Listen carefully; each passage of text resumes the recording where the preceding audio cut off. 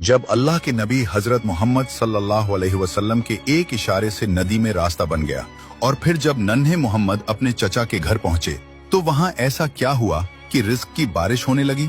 चलिए जानते हैं। दादा अब्दुल मुत्तलिब के इंतकाल के बाद हमारे प्यारे नबी सल्लल्लाहु अलैहि वसल्लम अब अबू तालिब के घर उनकी निगरानी में पल रहे थे। लेकिन जिस दिन से मोहम्मद सल्लल्लाहु अलैहि वसल्लम हजरत अबू तालिब के घर आए उसी दिन से ही उनके घर के हालात बिल्कुल बदल गए। उनके घर के चारों तरफ हवा में एक अजीब सी खुशबू महसूस होती। हमेशा उनके घर जो खाने में कमी रहती थी, नन्हे मोहम्मद सल्लल्लाहु अलैहि वसल्लम के साथ बैठकर खाने से उसमें बेशुमार बरकतें उतर आईं। अबू तालिब का घर जो बहुत ही तंगहाली में था, अब उनके घर में रिज्क की बारिश होने लगी। उनकी जमीन जो सूखी और बंजर थी, अब वो हरियाली से भर गई।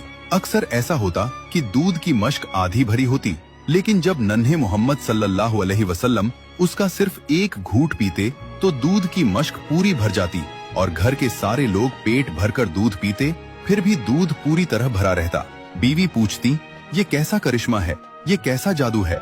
हजरत अबू तालिब बोले, ये कोई करिश्मा नहीं, ये मेरे भतीजे मोहम्मद की बरकत है।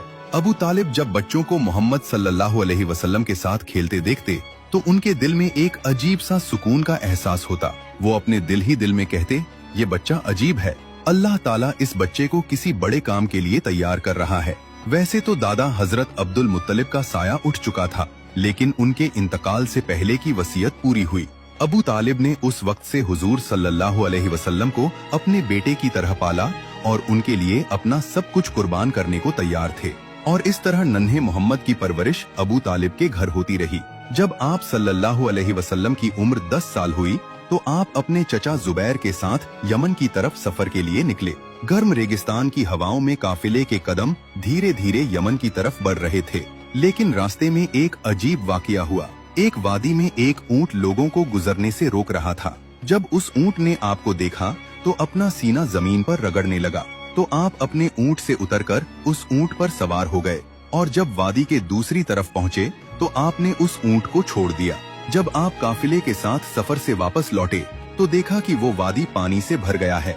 आपने काफिले वालों से कहा, सारे लोग मेरे पीछे पीछे आ जाओ। जब आपने उस वादी में अपना पहला कदम रखा तभी अल्लाह ताला ने अपना करिश्मा दिखाया और पानी को एक ही लम्हे में खुश्क कर दिया। हजरत मोहम्मद सल्लल्लाहु अलैहि वसल्लम और काफिले के लोग आसानी से वादी पार कर गए। जब काफिला सलामती के साथ मक्का लौटा तो लोगों ने सारा वाकया शहर वालों को सुनाया। तो लोगों ने कहा, इस बच्चे की शान बहुत निराली है। सुभान अल्लाह, अल्लाह ने अपने महबूब सल्लल्लाहु अलैहि वसल्लम की शान के निशान बचपन से ही जाहिर फरमा दिए। दोस्तों, अगर आप भी नबी पाक के सच्चे दीवाने हैं तो दिल से लिखिए, आई लव मोहम्मद।